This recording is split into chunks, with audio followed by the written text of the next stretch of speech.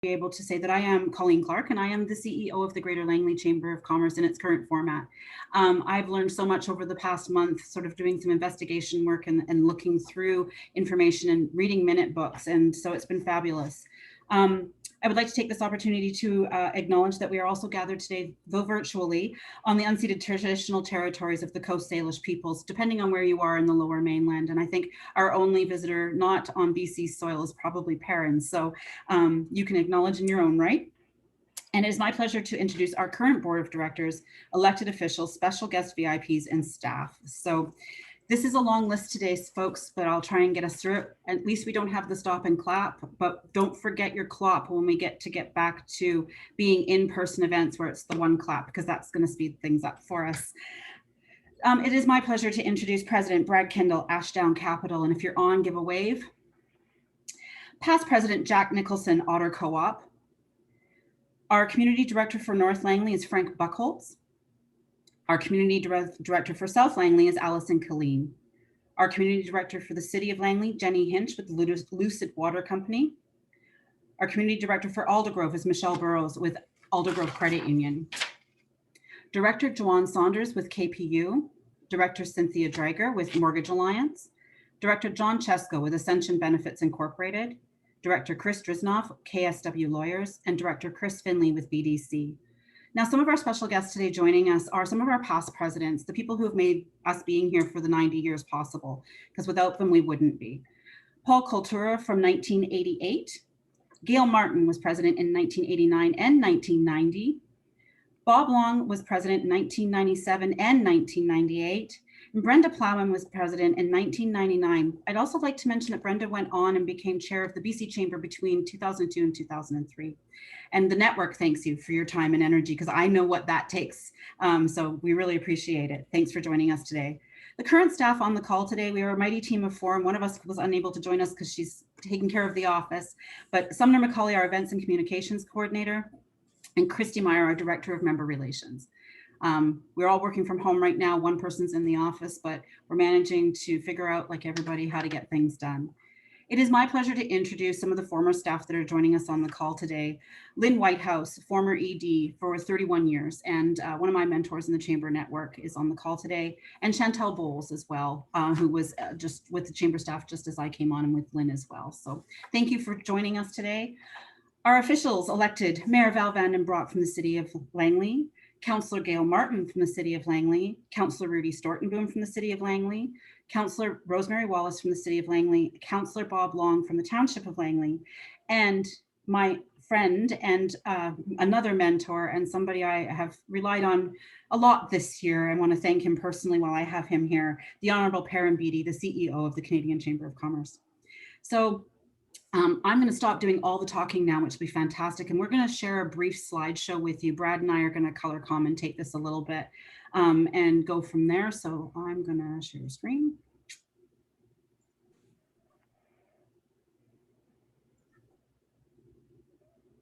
Can I get a thumbs up that we can see my screen? Perfect. So, oh, I didn't do that right. I should have had Brad lead off. Okay. So in 1931, a group of business leaders came together to form the Langley Board of Trade. They joined together because they recognized a simple truth. The role of business is more than just creating and providing goods and services. People want or need, but then they know what we know now. Business matters in more vital ways than you can imagine. Businesses invent, they innovate, they invest, and they build wealth. They create the jobs that allow for us to provide for our families and ourselves. Along with government and others, they contribute to building strong communities and to addressing social problems. Business is the backbone of our community and our economy. And this is where there's big notes to say, Colleen, switch slide, because I will mess that up throughout the day. So it is my pleasure now to introduce and let him speak for a while, Brad Kendall, the current president of the Greater Langley Chamber. Hi, everyone. So there were 3 active chambers of commerce in Langley over the years. As Colleen mentioned, the Langley Board of Trade was formed in 1931 and is our present day Chamber of Commerce, but there were others. The North Langley Chamber of Commerce was formed in 1941 and was later dissolved in 2001. The Aldergrove Chamber of Commerce was formed in 1955 and dissolved in 1994. And in Langley, In 2001, the Langley Chamber of Commerce changed its name to become the Greater Langley Chamber of Commerce, representing businesses in both the city of and the township of Langley. So advocacy has always been at the heart of the chamber, the voice of business, as we've said, and I believe it's right behind me on my sign as well. In 1944, through some of the minutes I found, the board was discussing bridge tolls on the Patello Bridge. As it was the only crossing at the time.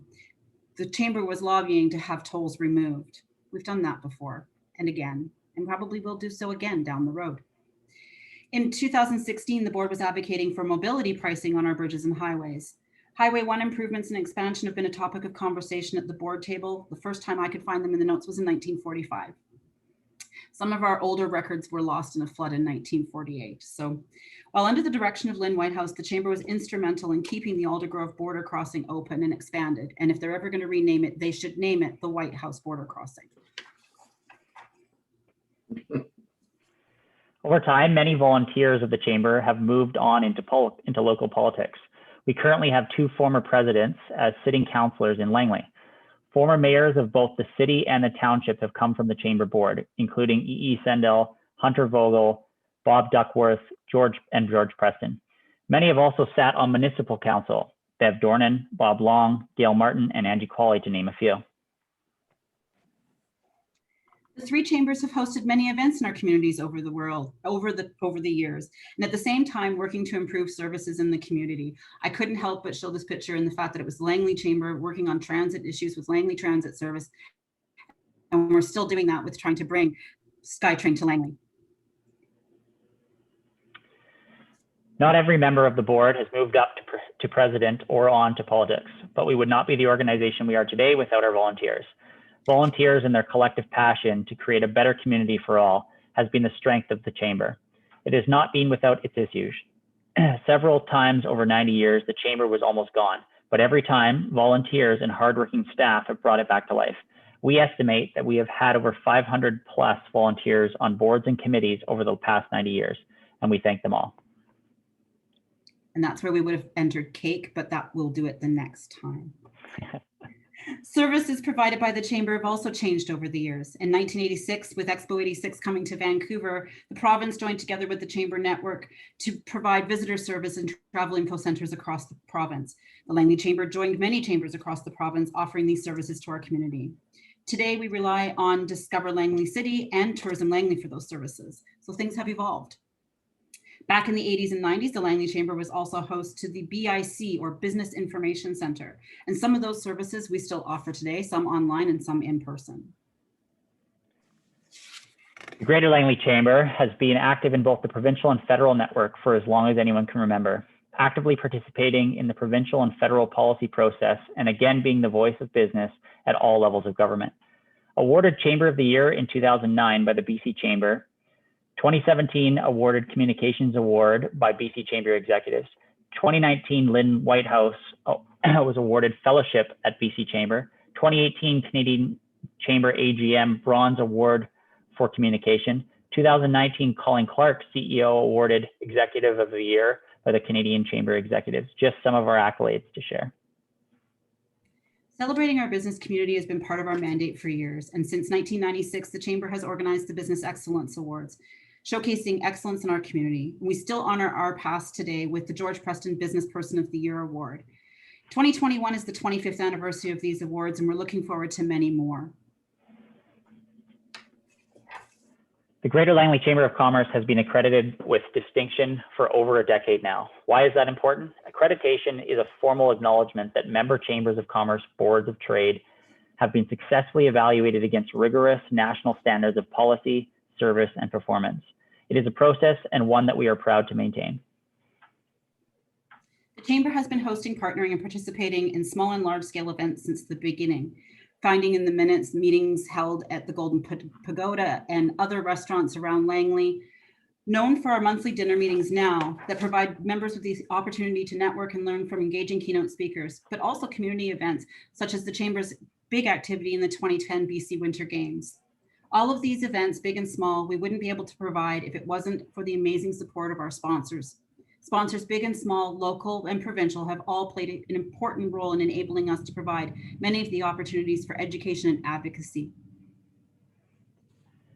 Our past is important to us as we look to the future. Since 1980, the Chamber of Commerce has offered the H.D. Stafford Good Citizen of the Year Award to a deserving resident of the Langley area to thank them and recognize their outstanding contribution to the community. This award honors an individual who contributes towards bringing together business and citizens to make a difference in the community. The award is dedicated to the memory of the late Harold Stafford, who epitomized what a good citizen should be.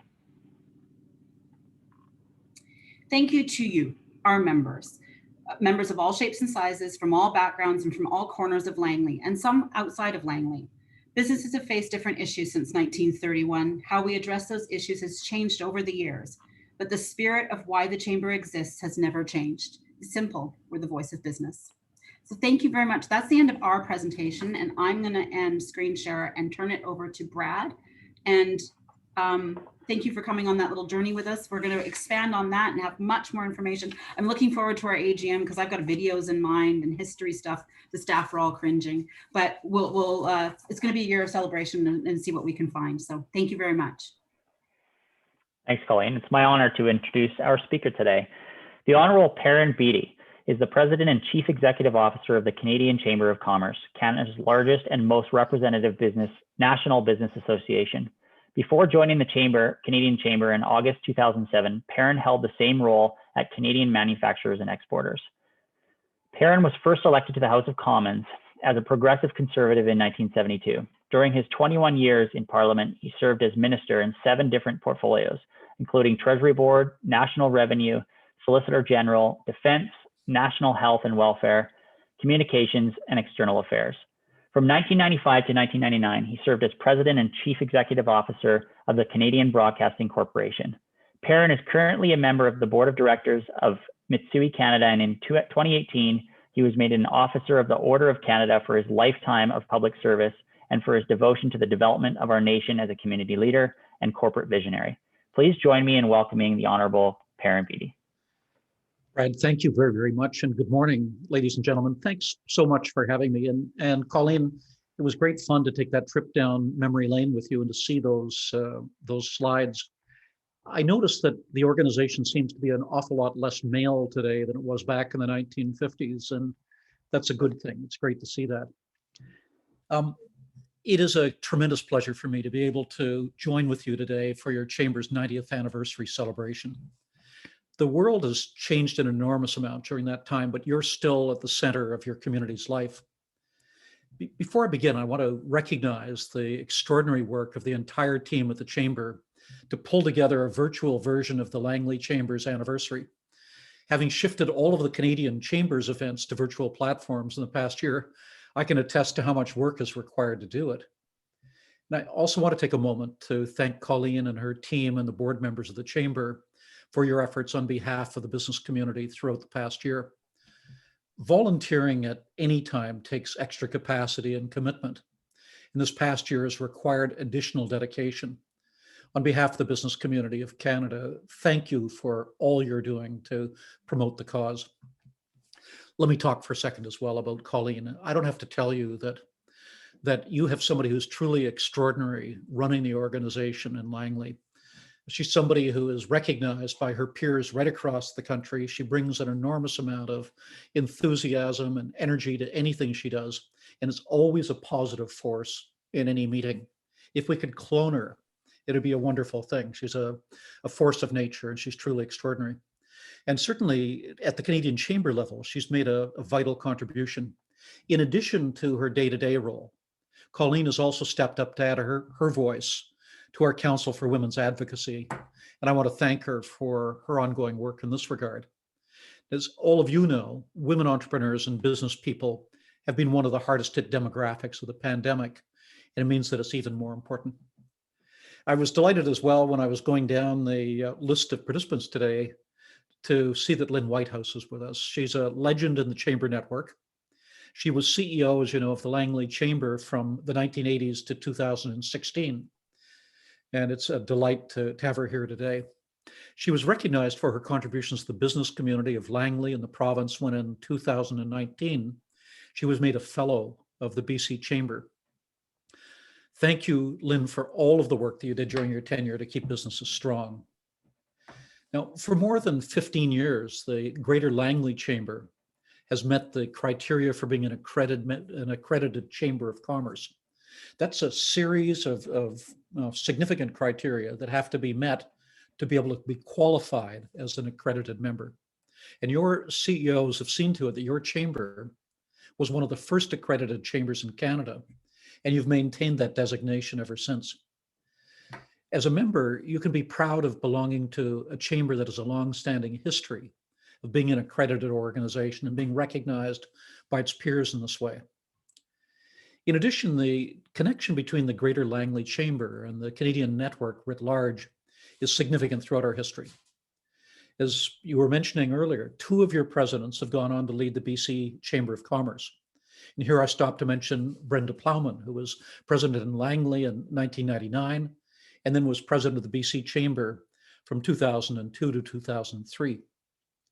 Currently, Christine Simpson, Langley's president from 2013 to 15, and a past chair of the BC Chamber, sits on the Canadian Chamber's boards.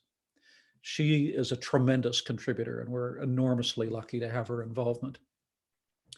As you mentioned, the Greater Langley Chamber began life as the Langley Board of Trade in April of 1931.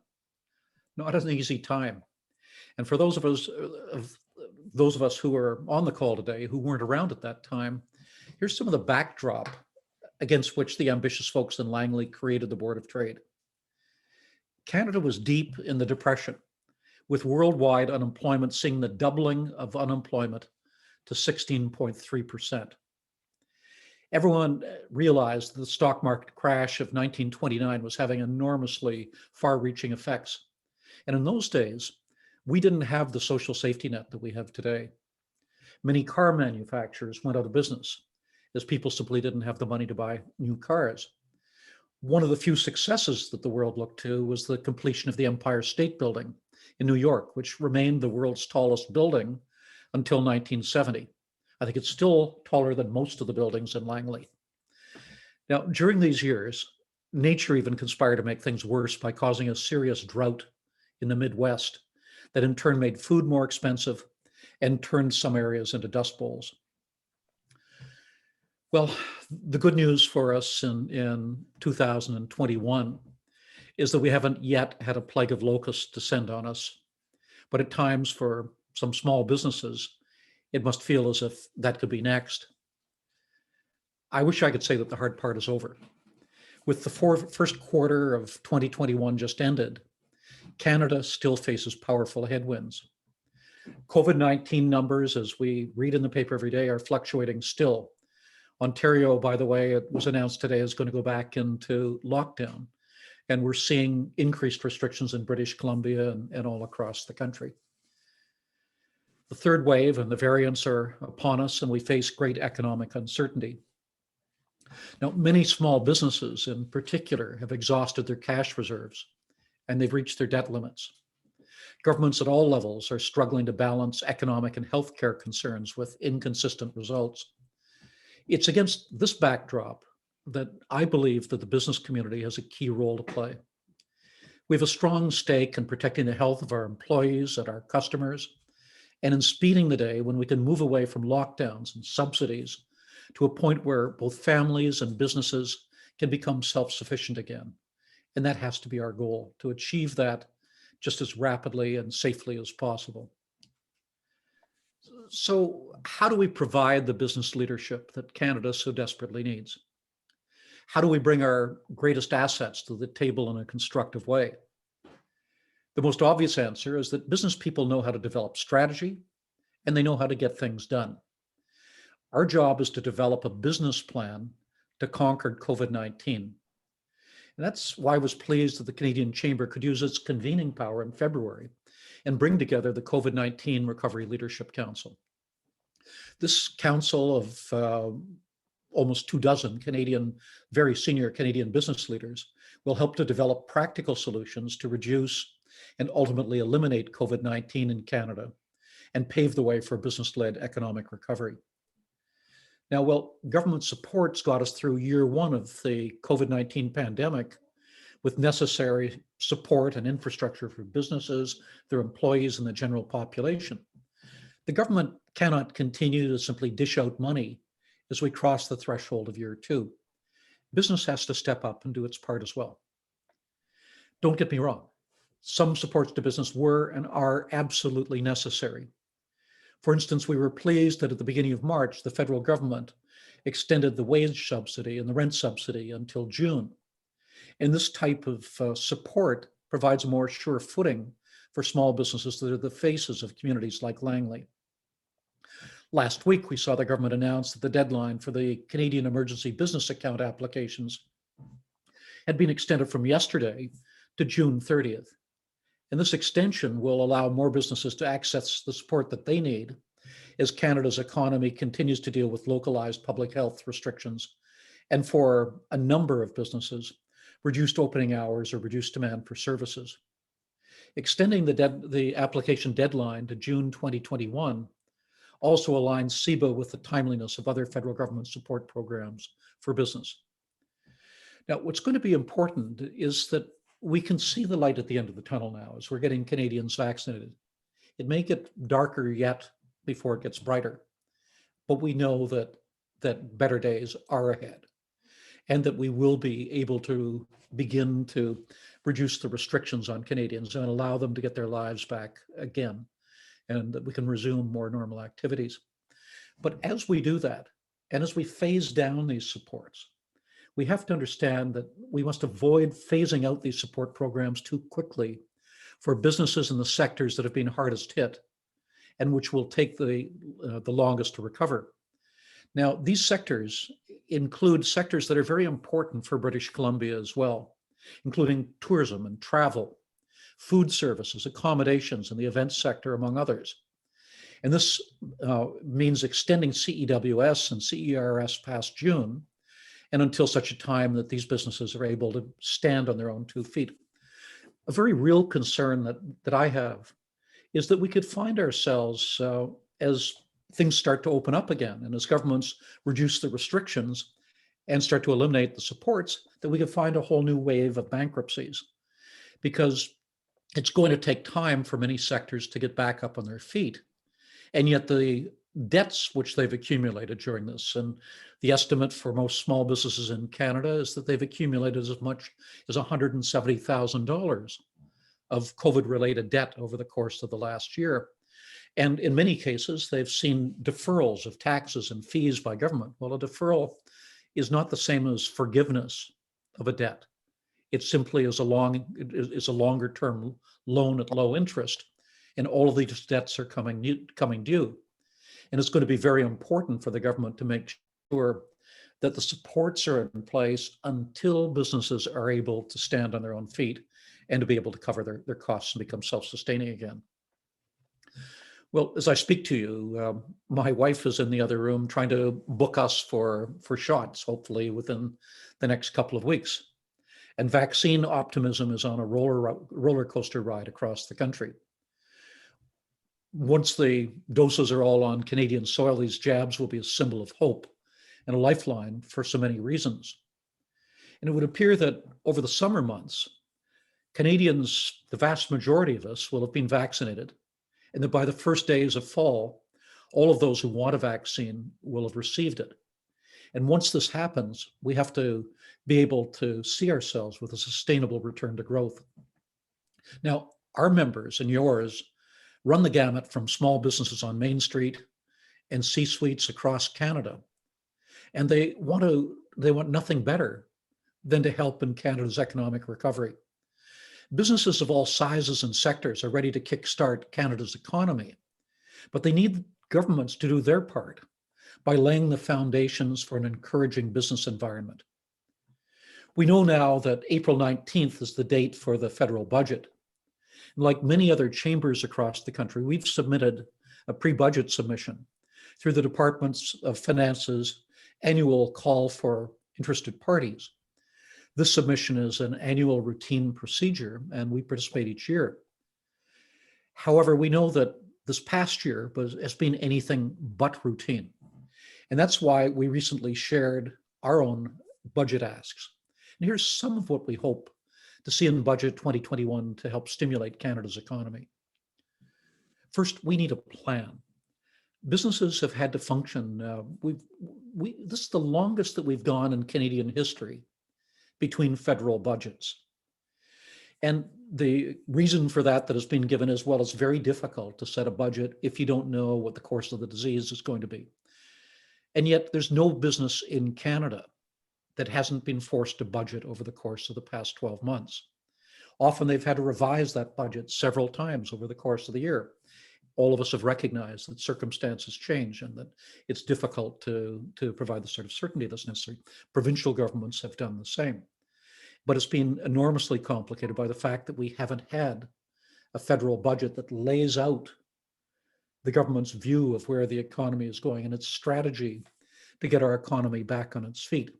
So the single most important thing that we need is to see that plan for business-led recovery. We should not wait until after the pandemic has been contained. We need to know what that is now. Look at the people in Langley who are involved in the tourism sector. You can't plan a festival or plan for significant tourism unless you have the lead time to do it. It may not be possible now for us to know exactly what the timing will be, when borders will come back open or when there'll be greater freedom of movement within Canada itself. But we need to know what the criteria are. What will conditions have to be before it's possible for us to get back to reopening our economy? And governments at all levels have an obligation to spell that out and to give greater clarity to business. Second, the government should be helping businesses get women back to work. The responsibilities for being the primary caregiver fall disproportionately on women. Many women in the audience today will know that women have been in the group that has been most adversely affected by the COVID-19 pandemic. Many women have stepped back from their careers or quit their work altogether because access to quality and affordable daycare is not an option for them. And we know that many of the entrepreneurs in Canada, on main streets of Canada, are women who've opened up their own businesses, and small businesses have taken such a beating. In addition, so many of the businesses that are involved in in-person delivery of services are run by women or served by women, and they have been particularly hard hit. And this means that enhancing affordable childcare will strengthen the ability of women to participate fully in the workforce, especially given the personal choices many have had to make because of COVID-19 related school closures. Now, women in the workforce is not a gender issue. Women fully engaged in the workforce is absolutely necessary for Canada's economy to fire on all cylinders. We're a rich country, but we can't afford to waste the skills of a majority of the population of Canada. And we have to have in place the infrastructure that will allow us to use those skills fully. Second, the government should be helping businesses invest in Canada. Budget 2021 can help mobilize domestic business investment and consumer spending to lay the groundwork for economic recovery. Unfortunately, Canada's business investment remains among the lowest in the OECD, and with good reason. Next, government should be helping businesses to go digital, and particularly smaller businesses in Canada. We've seen an amazing adoption of digitalization over the course of the past year. We've jumped several years in terms of that adoption. And businesses have been enormously innovative, everything from telemedicine, where TELUS from BC is one of the key leaders in Canada, to tele-agriculture, to tele-education, to small businesses going online and reinventing themselves, your local restaurant going online even. And it's extraordinary. But we need to take advantage of that, and we need to continue to help our businesses get online. And one of the key elements of that is that we have to focus on expanding broadband investment to accelerate rural 5G development, because it will spur innovation and economic activity in remote areas. And it will ensure that the recovery that we have isn't uneven, where it takes place in the cities, but not in the rest of the country. And at the same time, the stark increase in cyber attacks throughout the pandemic has highlighted increasing business exposure to cyber security threats, including theft of intellectual property. We need to work together to provide better protection for businesses against this sort of an assault. The government can also help businesses reduce the impacts of climate change. Canadian businesses are committed to sustainable growth and to attaining our climate targets. We see significant opportunities to create new revenue streams, to reduce waste, and to produce new clean technologies. However, businesses need policy certainty. They need support for scaled adaptation, and they need a clear path forward to manage their competitiveness while making emissions reductions in the decade ahead. And there's no question that the government has difficult decisions to make. It will be important for it when it looks at how we deal with this $1.3 trillion of debt that we're facing today, which is a floor now, not a ceiling, which will be increasing. It will have to differentiate between the must-haves and the nice-to-haves when it brings down its budget. If a program was unaffordable at this time last year, it is most certainly unaffordable now. And it's important for us to avoid simply driving the debt up further and sending the bill to our kids. Now, Canada has spent close to 20% of our GDP on income support for individuals and for businesses. No other G20 country has come even close to that level of pandemic spending relative to the size of its economy. Over the course of the past year, the government had no choice but to provide support to families and to businesses to keep them afloat during the pandemic. But our fiscal challenge is now severe. You need only look at the shop fronts in any town in Canada to know that businesses have been on the front line in the fight against COVID from day one. Because many of these businesses rely on the physical presence of customers. These businesses, such as restaurants, bars, retail stores, hotels, and tourism attractions, have withstood the worst of the economic impact of pandemic restrictions. We know that the tourism and hospitality sectors will be hurting for a few seasons to come. And it's important that you, as a member, support your Langley Chamber team so that they can continue to be there for the business community. COVID-19 has, and it will continue to shape Langley's, BC's, and Canada's economies for years to come. We will not go back to the way that things were. We cannot. Now, as an example, as I mentioned earlier, Canada's adopted nearly a decade's worth of digital transformation in less than a year, drastically changing the nature of work and how businesses reach and interact with their customers. Chambers are conveners and connectors. The nature of gathering has changed. However, this isn't a limitation, but rather an opportunity for us. No longer are we limited by geography, as we can see by my ability to be with you today. Technology's ability to dissolve our vast geography means that Canadians, no matter where they live, can connect for education, for health, for businesses, you name it. The possibilities are endless. And I believe that this period of intense transformation is an opportunity to vault Canada to where we need to be during the end game, not simply where we were when the game began. We cannot afford to simply build back better. We must build forward so that Canada can take advantage of new ways of working and of thinking. The purpose of every move that we make should be to create a new prosperity for every Canadian, one where we do not simply speak about hope for a brighter future, but where we design our own economic fate. Your Chamber's team has worked closely with the business community to diligently communicate and provide information on government grants and assistance and intelligence during the pandemic. The team, volunteer and staff, have ensured that the businesses of Langley had the tools necessary to make decisions that could help them survive in this challenging year. Colleen and her team have been plugged into our network to ensure that our various updates and advocacy wins have made a difference to your day-to-day activities.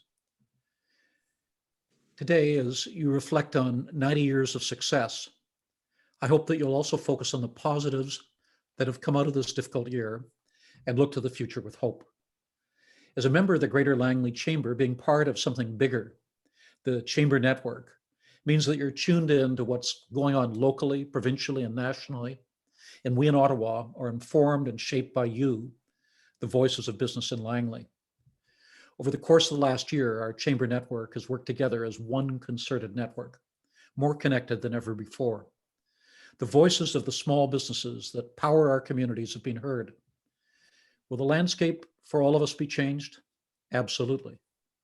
Our network was built in partnership with our Chamber network that stretches across 10 provinces and 3 territories.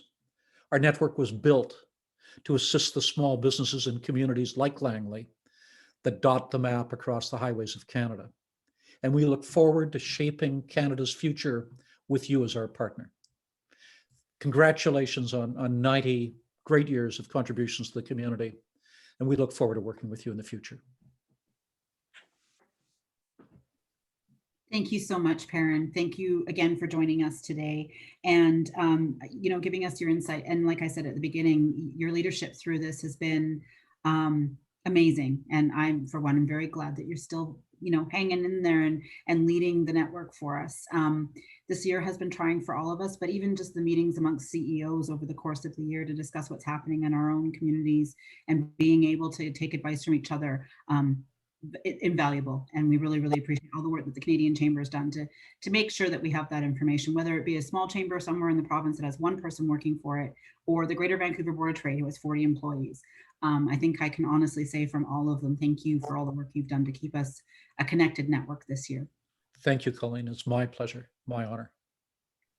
So I'm going to open it up to Brad Kendall for a minute. I'm not putting him on the spot, but I'm just going to say if he wants to say a few final words, and then we'll actually, before I do that, I'm going to ask, do we have any questions for Perrin on anything, or would anybody, Lynn, did you want to say something today? We kind of bowled over and you weren't on video. You don't want to. You cringed at me. It's up to you.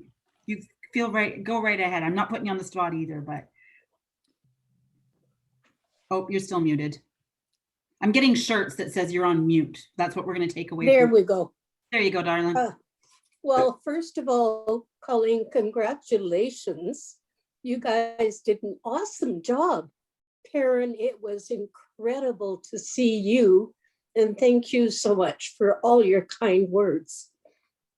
Being with the Greater Langley Chamber of Commerce, you could tell I'm quite emotional, was a huge highlight in my life. I look forward to getting up and going to work almost every day. Like Colleen, I survived on a lot of caffeine and afterwards other stuff. However, I learned how to do that all through my chamber life. Anyway, it was the most wonderful career where you work with incredible teams of volunteers and staff and peers across the country to help people in their businesses. I can't think of anything more rewarding than what I had the pleasure of doing. And I thank the people of Langley again. That's it. Thank you, Lynn. And I would I'd just say thanks, Perrin, for joining us, and Lynn for taking the time to join us. Lynn was the one that brought me into the Chamber network 9 years ago now, I guess it was. I dragged you in. Yeah, I didn't say that. And Colleen for putting this together, and then everybody else for taking the time out of your days to join us today. It's great seeing some familiar faces that we haven't seen in quite some time. So don't be a stranger. Pop in on other events as well. There's still lots going on over here at the Chamber. So thank you, Colleen. Oh, I'm just going to jump into chat here. There's a few comments. It does also look like we have a couple of raised hands from Councillor Rosemary and Bob Long. Perfect. I'm going to pull rank and let Bob go first, only because he's a past president, Rosemary. Well, listen, I just wanted to add a couple of fun facts, perhaps, to to what you've showed us from the last 9 years. I wasn't around 9 years ago, but I thought first of all I'd mention a few of the presidents that I served with. And so when I first got involved, Art Pitt was the president. He had A&B Transmissions, and then we had Howard Reich and Dale Ball. Now all three of those have passed away, but I just thought I'd make mention of them. And besides, of course, Gail and Brenda, and you mentioned Paul. Here we are, but there's a couple others. David Rowland was president while I was around too. Interesting character. And of course, our own Rob Donald. I'm not sure why he's not on the call here, but he certainly would have, well, he would have introduced everybody, I guess, and had a lot of chats. But I also wanted to mention a couple that went on to politics that we didn't mention, like Mel Kozinski was on the board when he ran for council. And Lynn Stevens, she was actually vice president. Remember Lynn? And then she got elected as MLA with the Social Credit Government. So we have a bit of history there. We also were very famous for doing our parades. We did a number of parades. In fact, we were the parade people. And I noticed on the picture that you had was our friend John Ossington was sitting on the float, I think, right, Lynn? And though you may not all know who John was, but maybe Lynn can say a couple of words about him, but he was sort of our Mr. Chamber of Commerce. Interesting chap. You mentioned the Business Excellence Award. Well, that was because of Brenda. She started that, I think, her and Lynn, and got that thing going. So we're famous for that. We used to run the bus system, didn't we, Lynn? We ran the buses yeah, in the Langleys. We also advocated for the bridge to Maple Ridge, which got built. And we performed pantomimes. And I did want to say that there is a video kicking around somewhere of that first golf tournament. I don't know if it's still around. It might have deteriorated by now, but I remember filming it, and it was pretty hilarious. The one format I haven't found is VHS or beta. I found some CD stuff, but yeah, it was one of those things that you rented at 7-Eleven. It was a little camera. But I just wanted to end with saying that we were very famous when I was involved with the chamber. Brenda, you'll remember this, Lynn, too, because we were known as the hugging chamber. The Langley Chamber of Commerce was the friendliest chamber in the land, and I was certainly proud to be part of that. Anyway, enough of me. Thanks. thank you, Bob. Rosemary? Thank you, and thank you for the chamber for your amazing work and the showing of that through the videos. And yeah, it was a delight to see that, and to see that I didn't realize that Councillor Gail Martin was the president, so that was nice to see. So thank you for all your work. I just wanted to mention a few things to Perrin Beatty, and just to thank him for his dialogue today. And there's a few things in there that triggered me as far as you said, build back better and then forward. So I've heard a lot about build back better, and especially from our younger generation. So I guess in fighting climate change, and when you talk about business and renewable energy and adaptation and innovation, maybe a question to you would be, where do you see education going with our younger generation in the fields that they may enter, that and the businesses? If you could touch on that quickly. It's going to be, thanks, Rosemary, very much for the question. It is going to be absolutely critical for us. We've got extremely bright, committed young people. More than ever, they don't just want a job, they want a job with a purpose. They want to feel as if they're putting something in, and as their time is doing more than simply earning an income, but allowing them to make a contribution. And that means then that business is going to have to work even more closely with the educational sector in the future to look at what is the need going to be, what's the demand going to be in the marketplace, so that we're educating people for the jobs that are going to be there. What we're seeing right now, Rosemary, that's worrisome, even as we're coming out of COVID, that is the same time as we have high unemployment, we're also seeing many businesses unable to get their hands on the people they need with the skills that they need. And we've got very good information about what skills are out there. We don't have good information about what the demand is going to be from business. And this is one of the areas where we can improve. So we need to improve the dialogue between business and the educational sector to get a better understanding of where the economy is going, what the needs are, and how we can match up the two. Our young people are by far our most important resource. They won't enter the workforce in the same way as you or I did. they're going to be in many ways more demanding in terms of what they expect of business. And that means that those of us in business are going to have to accommodate that as well. Thank you, Karen. Thank you. Sanjeev, your hand up. I don't think I jumped the gun. Yes, thanks. So Sanjeev, I'm from Langley Community Service Society, the executive director. It's interesting because I actually started my career, I was like 20 years old when I started a franchise business, actually. I started it was like a Yogan Fru's franchise at a couple of them. And so my heart's always been business and corporate, even though I'm now working for a nonprofit. But just want to say that the work that you guys all do is so important to Langley and the community, because the majority of businesses are small businesses, right? So and they're they've all gone through extremely tough times, especially with someone who had a franchise business for almost 8 years, and knowing full well on how tight those margins are, right? And the extra long hours that people work. I mean, you're on 7 days a week, right? So you take your work home with you when you have a business. But I just wanted to say that the work that the chamber does, it's really an important part of the health of a community, right? You need to have your business balance, and then you need to have your education, your life, or housing, and all that stuff. But business is so important because that leads to more decisions. So I always believe that your economic prosperity leads to social choices. So you got more choices, right? And so hence, I just want to say on behalf of LCSS that we really, truly acknowledge the importance of your partnership with our organization, because we believe we now bring the social pieces. And so congratulations on 90 years. And we definitely will be actually celebrating our 50th anniversary in September. So I was just going to say, it's your big 5-0 coming up. it's a big 5-0. Yeah, I know. It's kind of like my age. So anyway.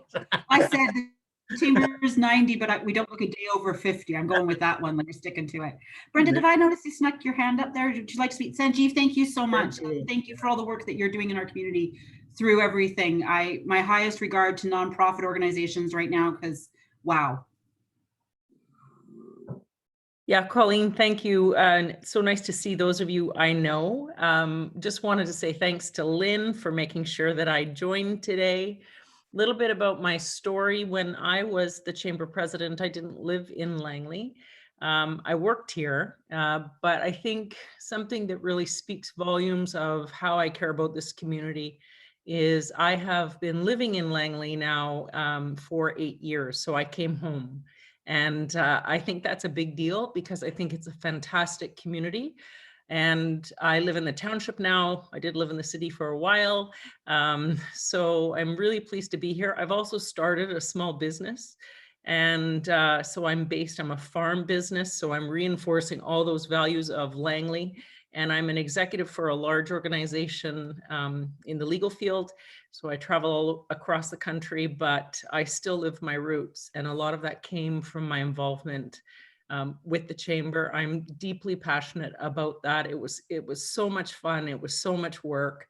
Lynn probably would repeat back, it was so much work, Brenda. And Rob would say it was good when Brenda was gone. But, I was fortunate to have some incredible mentors with the chamber. Ken Baker, Dale Ball, George Preston, incredible people who have really impacted my life. Of course, you, Bob, Gail, really amazing people. So just congratulations, Colleen. I look forward to meeting you and being around more. Excellent. Well, thank you very much. And now that I know, the sneaky part about the Lynn finding the past presidents that are no longer with their organizations and I don't have current contact information is, as you registered, I now have your email addresses. Mwahaha. So I can update my list and get some more information out there. Because we've actually, at our AGM in September, we will be doing a large presentation honoring past presidents, Bob. So you never know, I might have to pick some brains, buy some coffees and get some people to help me, because you didn't write names on back of photographs, folks. It's really hard if you don't know the players. So we'll jump in on some of it we can figure out, but we might require some assistance, and it might require, a couple of cups of coffee.